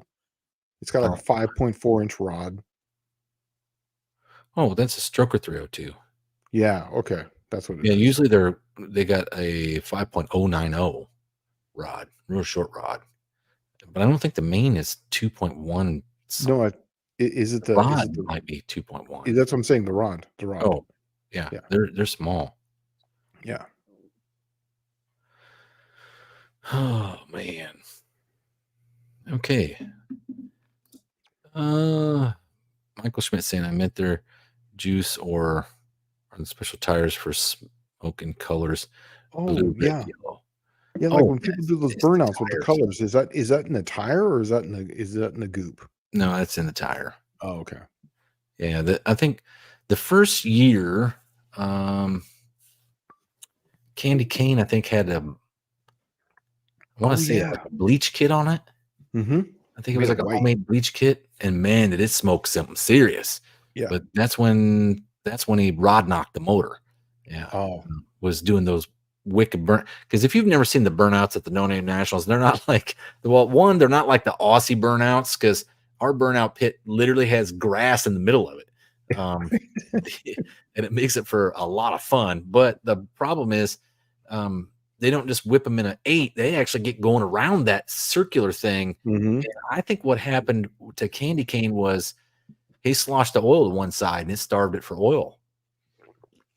So Yeah, there was one guy that was doing like you could totally tell that he had some dirt track experience, and he was driving like I think it was a gray car of some sort, and he was sliding that thing around pretty good. So Fanbase Mod Pete's telling you, Shane, you can get an aftermarket Windsor block with Cleveland mains. That's the ticket. Yep. And I had that option, and I decided to go against that. Really was kind of dumb, my philosophy on it at the time, because I could have got the smaller mains. I probably would have turned harder. But my idea was if I ever fragged a motor and like balled up the bearings in it, that I could turn the mains down to Cleveland size mains and then sell them to somebody. Right. You know that's funny because Cleveland mains are very popular when you deal with Mopars. Oh, really? That Small 2 block 3/4, Mopars, huh? yeah. Yeah, they would put Cleveland mains on them. That was very popular. In fact, I made those a lot when I was at Crower. They would get like the aftermarket blocks, the R blocks. They would come with Cleveland mains. See, that's why I like my 300 Buicks because they got the small main on them. They're the 2 and a 2.3 inch. Same as Chevrolet Small Journal. Yeah. So yeah, like this is a 360 base, so it's got the bigger mains on it. 3 inch, right? 2750, I think. I don't know.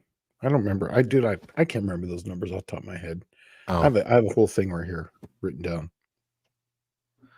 Let's see. Oh, you know what? So he says, Fat Mace Mon Repeat says Dallas Shane if he can use Cleveland mains as well. Oh, That's what that's where I'm screwing up. The 300 Buick has a 2.5 inch main, and then it's the same as the Nailhead, which is the big block, but they have a 2.5 inch main. yeah. That's really cool.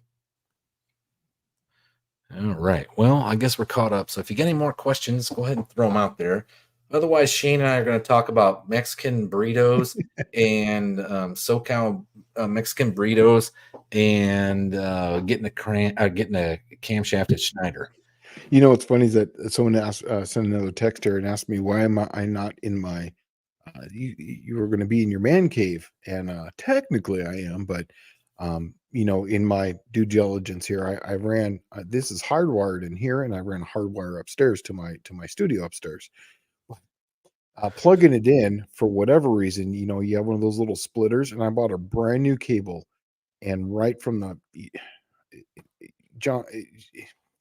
You're gonna laugh at this, man. It says "Made in China" right on it, and it was broken out of the box. So, Non-functional. Non-functional. But you know what? I think I like it down here, man. It's nice and open, and it's got AC in here, so I can't complain. And I got all my parts here. So if someone asks a question, I got all the tools in the world right here. I can make a display and move this around. I got the T-Bird out and I drove it down the street today around the neighborhood. Yeah. And then I took it out and washed it. I still got some more washing to do, but I'm getting ready for a car show. There's a car show this weekend over in Woodbury, Tennessee. That's a benefit car show.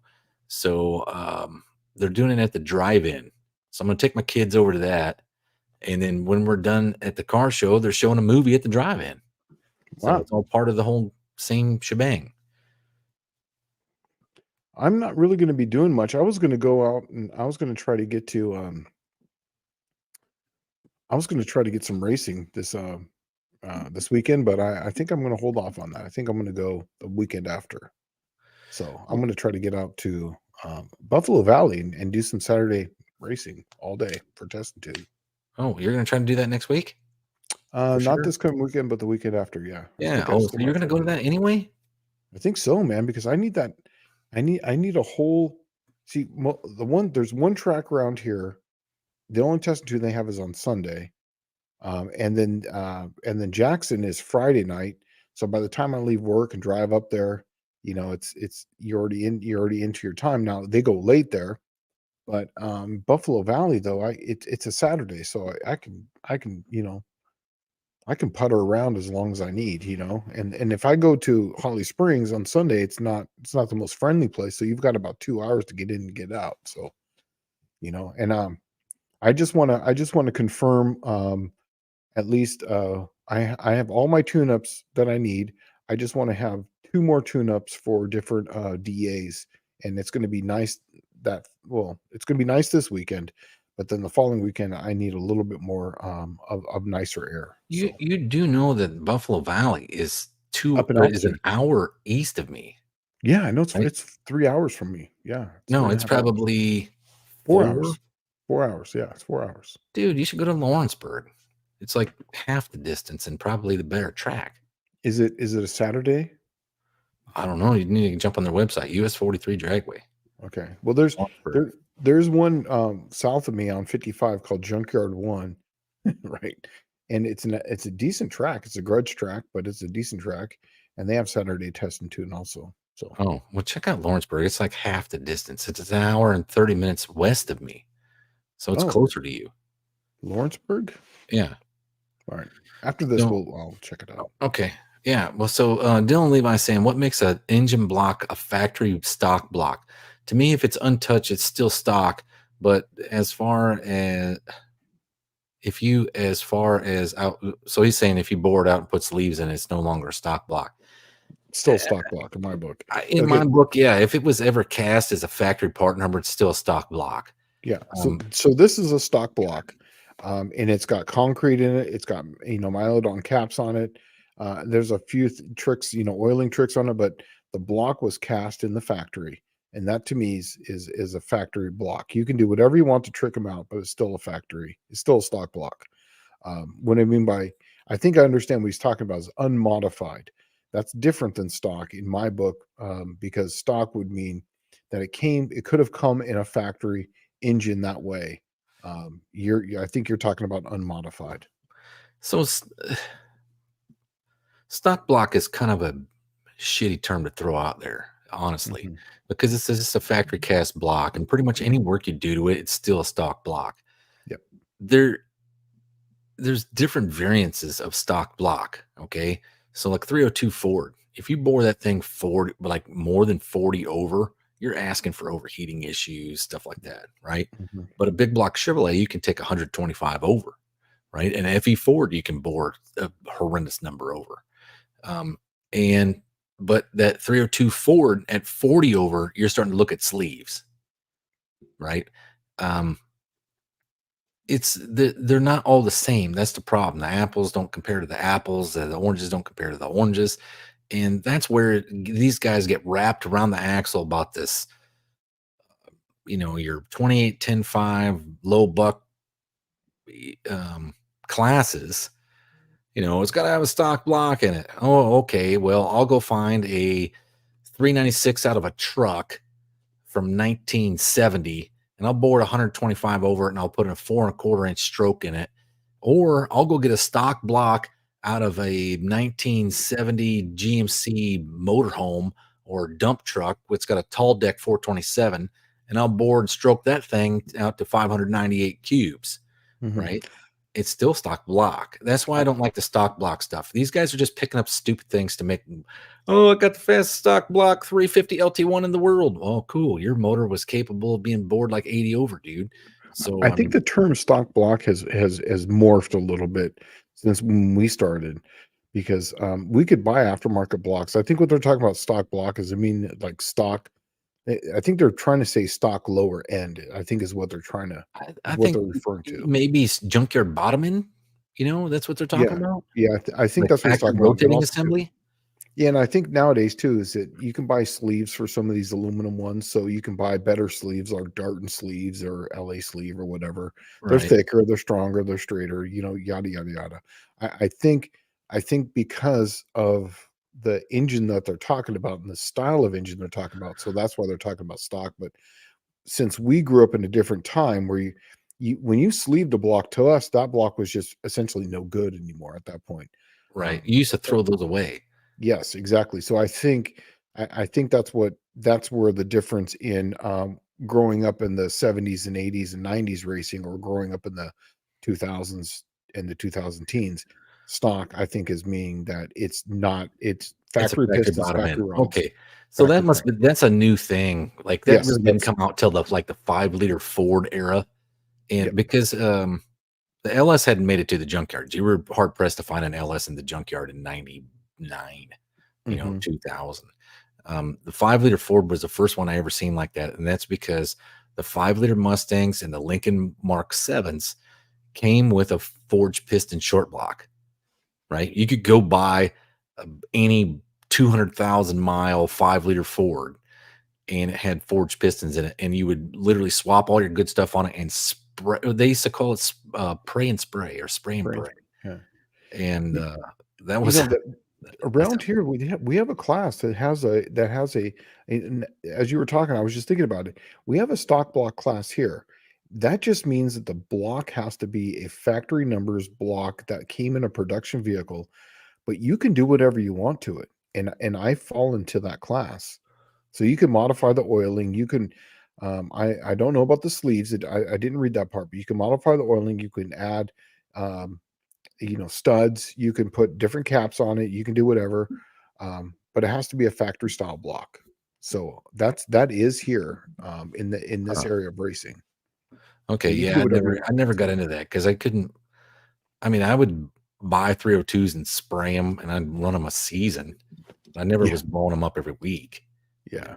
I blew up the whole time I was racing the 302. I blew up two, Hmm. and one of them I filleted the block in half right after I got to Hawaii. Thank God. So it was impossible to find something for cheap.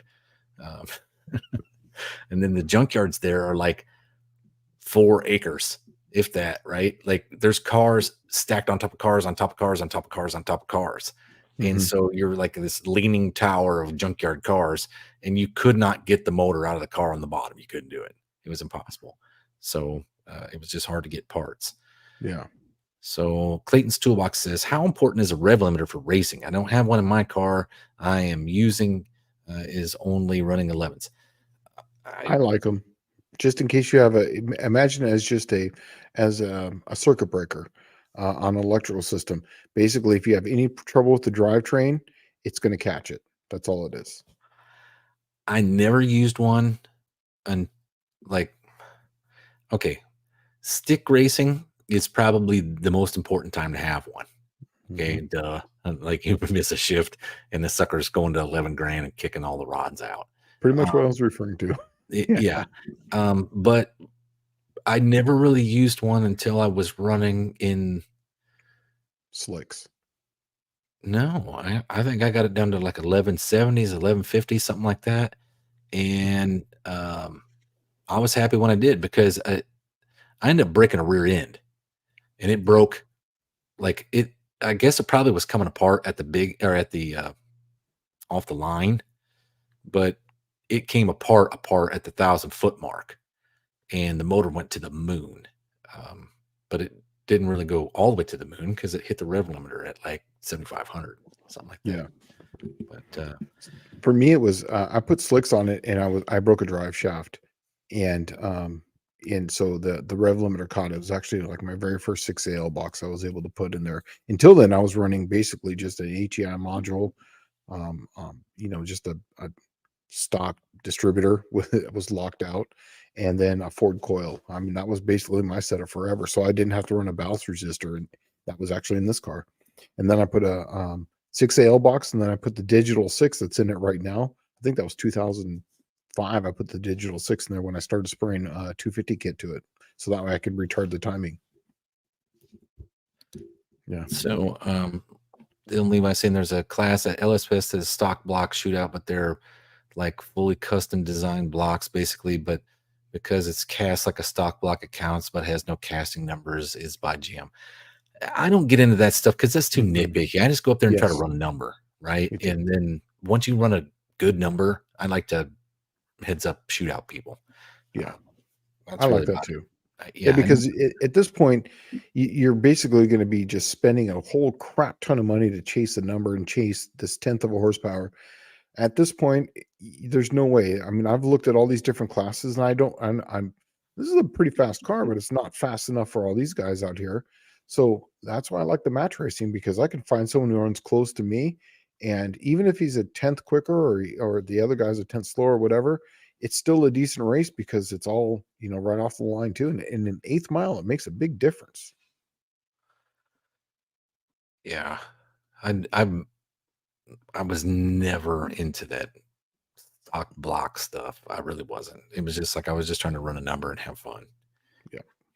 Let's see. Danny Boyd saying I think some T-Birds came with the HO2, the later ones, 90 and up came with the HO5 liter.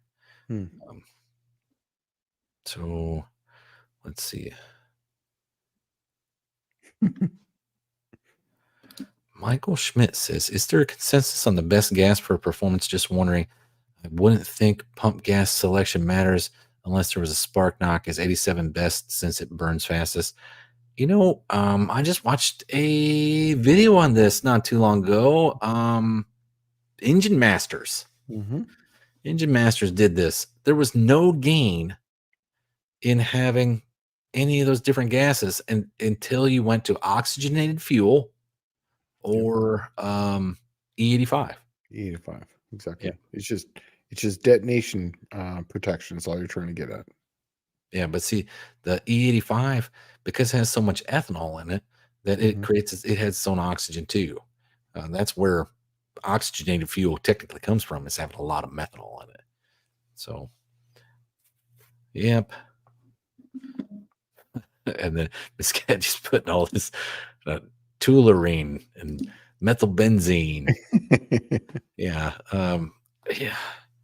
If you guys ever seen the video I did where I interviewed Jim Hall from Golden Commandos, I think was the guy's name, and he was talking about when they ran benzene. I think benzene. Isn't that the green flame? I think benzene is. Yeah. And he said that their driver tried to start the car on benzene, and it blew the crank and rods out the bottom of the motor. Yeah. Right. And that's a 426 Hemi. So I mean, yeah, cross bolted, and that just tells you everything you need to know about benzene. Right. Yeah. Burns long, burns fast. Let's see here. Michael Schmidt says, for tech, consider bringing a guest that can walk through how to use nitro for fun at drag races safely. Yeah, you're not going to find that. Well, I can tell you a lot about nitromethane. Play with it up to 30%. After 30% is when you're going to start. There's a big difference between 25 and 35. I promise you that. I've built a lot of engines for nitromethane, a lot of cams, and I've seen it used a lot. You will see very little gains, but the second you get over that magical number, that's when you start to notice it. But nitromethane is really easy to use. You just got to have a camshaft for it and an ignition system that's going to light it. If it was me, I would buy a 5-gallon can of nitro, and I would make sure I put it on my car that ran E85, because I know for a fact alcohol tames down the nitromethane. It makes it much more bearable, right? That's what I'm talking about, percentage. That's what I'm saying about percentage. Right. And I would run it on E85. I would get my car run on E85, and then I would try the nitro out, because it's technically in there. Yeah, technically what you're doing is, I hate E85 as a name. Technically it should be like G15 is really what it should be. Yeah. Because there's not much gasoline in it, really. You throw, if you had, I don't know, if you had a 5-gallon fuel cell, right? And then it was E85. So you're looking at virtually 20% being gasoline, right? 20% of 5 gallons is what? 1 gallon. So you would technically need 2 gallons of nitromethane to make that 30%. But it would get different from there because, I mean, you got quite a few mixtures in there, but I don't know how the gasoline would react to it. I don't. Well, here's the thing: is that if you're going to run that, I always tell people start off with 10, 15 to 20. That's where you're going to start off. That's where you're going to start seeing. You're going to see gains, but you're not going to see the massive gains. But you're going to see gains. You're going to start noticing how to time it because it's a different timing. How hot it burns. You're going to have problems with plugs. How much fuel you got to put in there. I mean, there's a plethora of things that you have to start playing with. Ramps on the exhaust, how much split you have between the two. There was a friend of mine, TB. He runs a Hondas, right? And so I made a lot of camshafts for him, and he went out and he was running the 13B. No, not 13. That was a different one. He was running a 16 VTEC, and he wanted to set the B series world record. And we had a nitromethane in it, and we started stepping up. This is Southern California, and he went out and set the record for a stick shift 4-cylinder naturally aspirated with on nitro. I think he went 850s in that car or 840s or something like that, up there in Maryland, or when they do that, like Imports versus the World or whatever it is, or the where all the guys from Brazil show up there. And then we wanted to do it in a K series, but then that whole COVID thing happened. But making the camshafts, how we would do it, like arbitrarily, let's just say some numbers. On the case on the K series, we had a cam that was running. This is duration at 50. It was like 265 on the intake, and it was like 304 on the exhaust. Duration at 50, and we would put that on, like, say, a 112 or 114 lobe separation angle. But the reason why there's such a big split is we had to slow down the exhaust so much, because there's so much cylinder pressure, you'll break the rocker arms. So the reason why there's so much split is not just because you have all this spent fuel, well, that too, but you're trying to open that and not push that valve into that cylinder pressure. You're trying to crack it open for blowdown, and then once the blowdown happens, that fuel's still expanding as it goes out. It explodes all the way out. Still, nitromethane will essentially push the piston. It doesn't explode at the very top. It explodes all the way down, and it keeps exploding when that valve opens, and it's still exploding all the way out. Right. So, well, then, the math on that valve for an exhaust valve, let's just say you had a 1-inch exhaust valve. Oh, yeah. And it was making 33,000 pounds per square inch. That means there's 33,000 pounds of pressure on that 1-inch valve. Yeah. So on the stem, up at the stem, which is only a quarter of an inch, you would need technically 33,000 pounds or 33,001 pounds to open it. Yeah. Right. Well, also too, then you're going to have, I mean, there's a lot of different things on top of this. It's not just that. Then you're going to have a boundary layer, then you're going to have a pressure force, and you're going to have the pressure wave that you have to open against. So there's more factors beyond that. But once it opens faster. But that is, you will break rockers like that. So that's where I would do it. If you're going to go into nitromethane, start small, and then once you start saving parts, and parts are living at the 20, then make that leap to the 30, 35. And then once you hit 40, that's when you're going to start to notice, you're going to go like, whoa, you're going to see like 100 more horsepower. Like, well, anything above 30 is when you can actually audibly recognize it. Exactly. Right? You'll hear it. That's when you get the pop in the tank, is what they used to call it in the 50s.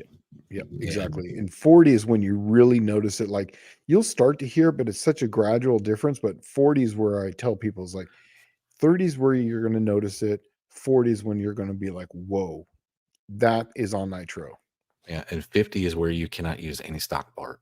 No, not, yeah. And that's why I'm using these numbers. You gotta mix that very precisely, because you will explode things. We did a lot. We probably blew up on the Honda. We had concrete. We filled that thing all the way up. We had just, because those things are open deck blocks, and on the B series. So we did everything. We put in these supports, top supports, where we would mill it out. We put these inserts into them after the concrete. We did everything just to make those blocks survive. So yeah. So yeah, nitromethanes is awesome stuff. Just be careful with it. Work small and work with an engine that you can afford to explode, because you're going to a lot. That's where I think 5.3 LS would be the ideal thing, because they're still making them, right? Didn't someone do this? I think I saw a video on this. Who's the hell yeah brother guy? What's his name? Cletus McFarland? Cletus. Yeah, Cletus. If you go through his thing, he took a stock 5.3, I believe, a truck. They put it on a dyno, and they were putting a nitro. They were running it on E85. I think they were putting nitromethane into it, and they were tuning it, and they're running a stock engine, and they were seeing how much power they can make on nitromethane. There's a video on that. Oh, really? Yeah. Huh. Yeah. So they were tuning it as they were on the dyno to see how much the power increased, and there's a point where it just leaps, and that's that was 50%. I don't remember what it was. It gets stupid after like 40, right? Yeah, you're gonna melt it's like things. exponential at that point. Yeah, you basically there. Especially on like top fuel cars. I made a lot of cams for those. There was a point where those things are basically just a glow plug. At that point, the ignition system just is there. They'll melt off the strap, and then basically it's just arcing to whatever you want. Then it gets hot enough to where it's just on. And then if you put a cylinder out, it's hard to relight that, because that plug at that point is not glowing anymore. It's not essentially just igniting. And there's so much fuel buildup in that cylinder. But because the nitromethane's like sticky, right? It like clings to stuff. Well, you're basically hydrolocking it with fuel. There's so much fuel going into that thing. You're essentially hydrolocking it. Almost, it's right before it hydrolocks. So when that thing compresses, there's not much left in there. It's literally a hydraulic lock. Well, okay, I don't know about today. Today's probably a little bit different, but back in the 90s, you would see them put out cylinders all the time at the burnout, right? They would knock a cylinder out, and then it was easy to identify, because when they'd light off and you'd have the candles lit, there'd be one of them just white plume, right? And they're running on one mag at that point. They haven't turned on the big fuel at that point. And so here's the really interesting thing is, when you put it under cylinder pressure with like lots of boost and all that stuff, it'll clean it up and it'll light that one cylinder. But if it doesn't, as it gets further into the run, it will fill that cylinder with nitromethane, and then it will push the head off. And then as soon as it pushes the head off, then it explodes, right? Because that nitro goes up like nothing else, right? I mean, all it's got to do is hit that hot header, and then you get oil on it, and then it's just a big fireball. But that's usually how they would start off, is you would see them blow one of them out, and then you're like, oh, the head's ready to come off. And if the head didn't come off, it would bang the blower, because it would end up filling that whole cylinder full of nitromethane. And then when the piston came up, it would push it back up into the blower. Yeah. So, real quick on the Cookie Monster, I want everyone to understand, this is a street car. This is there's nothing tubular chassis about this car. It's got factory glass. It's all steel. I could literally drive this car down the street. It's a real car, and it's a small block. So for what it is, it's very fast. For what it is, there's going to be cars there that are big block tube chassis cars that are basically essentially pro mods with a shell on them. That's totally different than what this car is. This is a legit car with factory style suspension on it. It's got leaf springs. All right. Well, Miss Catchy asks, does Cookie Monster have Indy heads? Yes. Indy 360-1 heads. They're the Gen 1 versions of them. They were the very first ones that came out. They have different versions of them that basically it's just water passages, but they all flow reasonably the same. I believe this is the better intake for the single plane. This is the taller one. They made a one that's slightly different. John was telling me that at one time they made a tunnel ram for this. I still haven't found one, because I would love to put a tunnel ram on this car. I might keep it for this engine in here for a little while. I could put a tunnel ram. If you get a tunnel ram on, you got to put the 904 back in, and we got to go heads up. Absolutely. Yeah. But Fanbase Mod Repeat says Nitro Insanity referred to Hot Rod Magazine article about the epic saga of the surfers. The driver was Mike Sorensen. And the if you really want to, there was a magazine way back in the 90s that printed the whole story of the surfers.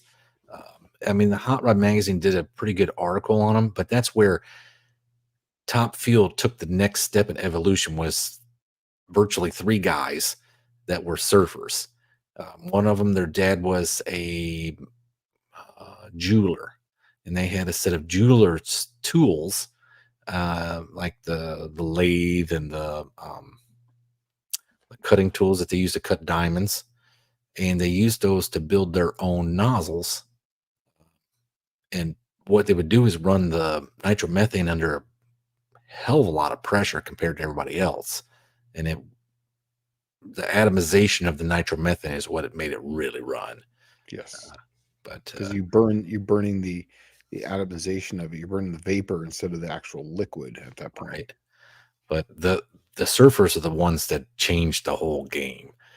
Matter of fact, they were probably the last non-factory back team to really just put a squeeze on everybody. But yeah, in the 90s, there was a magazine article that came out from like Drag Racer magazine or Historic Drag Racing magazine. That was an entire, it probably had to be 20-page article on the surfers. It was cool. Let's see. Michael Schmidt asked Shane, does the blue car, known as the Cookie Monster, use special shocks with dual valves? The fronts are just single adjustables, and in the back, they're the Rancho 9000s and 9-way adjustables. Literally, it's nothing crazy. Yeah. And my T-Bird's the same way. It's the same, like, single adjustables. Shane and I were like the low buck guys when it came to like it just works. The NA 10.5 stuff. Yeah. But, you know, everybody else would have like their credit card be maxed out from Summit, and they'd have all the nicest stuff. But I mean, they really weren't much faster than he and I. And like, it was just more or less like think outside the box a lot, you know, work with the low buck stuff. I would get some of their leftover stuff. I would rebuild it, and then I would beat them with their new stuff, usually. All right. Well, we're getting down to the hour, man. We only got 7 whole minutes left of this show, which has flown by tonight. I gotta tell you, man, I'm liking it out here because I have this nice cushy chair. You're not seeing me move around them because my ass is hurting, man. I'm just nice and comfy right here, and I feel got my mic right here on my chest. I'm good. This is, and well, you got this hot babe behind you. Yeah, that's right. Cookie Monster. So yeah, I don't blame you. I should probably start doing mine out in the garage again. Hey, so you know, let's talk a little bit about food here. So Saturday night, we're gonna stay the night because it's gonna be me and the twins. Gage actually has a flag event, so she's not gonna make it. So Lisa can't go. So on Saturday night, are we gonna do the everybody cookout? We're gonna walk around and share stuff. I like doing that. The community cookout. I think the community cookout is like one of the coolest things to do. Yeah. For no name nationals, but I don't have Chef Julie anymore. Dude, let's do it ourselves, man. Well, I don't know what to make. I guess I need to. But Ron Ward is bringing some sausages from Kansas City from his factory's sausage or his family's sausage factory, right? And I was thinking I got to figure out something to take there and cook. I'm not sure. I'll come up with something though. I'm going to be, here's what I was looking at. I was going to do like a ground beef and then beans. And then you cook up sausage links.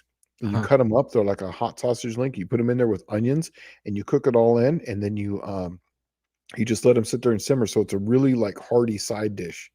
But it could be a main dish also. I was just looking at, man, you can bring whatever. It was supposed to be the community cookout. So you just literally walk up to somebody's pit, they're cooking something, you take some, and you move on to the next place. I was gonna put a couple crock pots of that stuff out there, just a little sign, eat up, you know. Well, I was hoping like guys like Tony's Hot Rod Garage here. He's coming from Arizona, you know, like they got some mean green chilies out there. And I was hoping he would bring something like that from Arizona or New Mexico area, but who knows? I don't know. Where's But Tony's Hot Rods? Where's he at? He's out there all he's the way out on of the West Arizona. Coast? Yeah, Arizona. Ooh, that's awesome, man. Yeah. So he gets to bring the good Mexican food if he wants, but I should almost tell him I'm going to have him buy me like 12 carne asada burritos, put oh, them well, in a dude, you can cooler. get them when you come over to my place. Oh, that's right. That place. Oh, yeah. Yeah. John Wilburn says, and Tony's Hot Rod Garage is bringing 2 trucks from Arizona. Nice. Yeah. So, yeah, community cookout on Saturday at No Name National. So bring your grill or your George Foreman, or in Buff Del Campo's case, the hot dog cooker like he made me last year with the 2 nails in it, right? So, but maybe that's what I should do is I should just cook everybody a bunch of hot dogs off of that thing and just plug it in and watch the lights dim at Jeffers Motorsports Park while I'm cooking a hot dog. Run Possum's electric bill to the roof. But, I want to get one of those like hot dog dynos, like you see at the hot dog at like the 7-Eleven, you put the hot dogs the carousel. Yeah. I call them a hot dog dyno, but that way you just put like a whole bunch in there. People can walk by and help themselves with hot dogs. I don't know. That'd be kind of cool. I'll look and see if I can find some good old sausages or something. I'm going to do bacon wrapped hot dogs, dude. That just sounds awesome in the air fryer. Oh yeah, hot dogs. Dude, I don't know what I'm gonna do. I don't know what I'm gonna do, but I might just cook them up on that Buff Del Campo's hot dog cooker. It got me, so everybody has something. But yeah, Saturday, plan on bringing something that you could cook on your grill, and then we'll just be walking around eating all your stuff off the grill. So, yeah. Whoa, look at this. Food. Mr. Don English says food. We're bringing 2 speed. I'm not sure if that's right. 2 speed beef roasts. Stop by and get you some. Nice. The first year of the No Name Nationals, when we did that community cookout thing, dude, everybody was walking around eating food off of everybody's grill and drinking beer and hanging out. Oh, it was so much fun. Mm-hmm. So that's what we got to do again. I won't be a bummer this year, I promise. But all right, well, we're winding it up. We only got 2 minutes left of this live. Man, so I want to thank you all for stopping by. Yeah, it blew by tonight. I want to thank you all for stopping by. Also, John Wilburn every Friday night is going to be having a class from the No Name Nationals, essentially participants from each individual class, and they're going to be posted it up here a little while ago. So I think the next one is the it's the burnout, and then after that's the 28-10-50, isn't it? Yeah, and then the bracket guys. Yeah, and the bracket guys. Then you have I can't remember the whole No Name Nationals participant thing. So yeah, John, if you want to post it up here real quick, the dates again. But yeah, go and check them out. But I can tell you should see some of the cars coming for burnout, because we're having some dedicated cars now coming to No Name Nationals that are just last year.